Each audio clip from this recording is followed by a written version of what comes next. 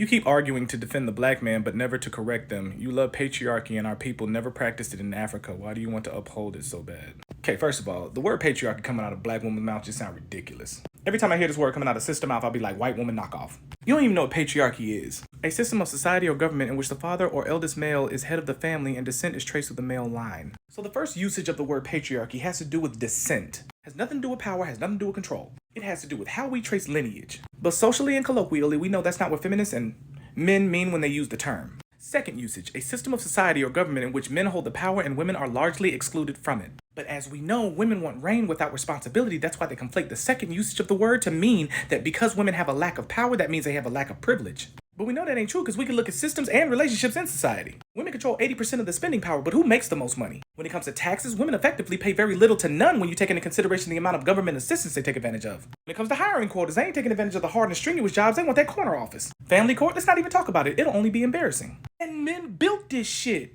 They could literally just have a baby and be set for life. Hell, they don't even have to do that. They don't have to go to war or be drafted, but they have the same rights to vote as men do. Never had the responsibility of defending shit or maintaining shit. And typically the jobs that they occupy are people-centered and oriented. That's not to say that they're not important. I mean, sure, we need nurses, but if you ask me when I get shot who I want to go see, a doctor or a nurse, I'm gonna go see a doctor. And is a doctor more likely to be male or female?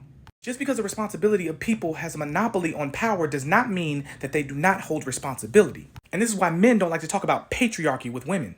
They got all the same rights we have and more. Hell, they got the right to unalive. It's just a clump of cells. I'm a clump of cells. You a clump of cells. And we ain't skipped not one stage in life to get to where we are right now. Argument over.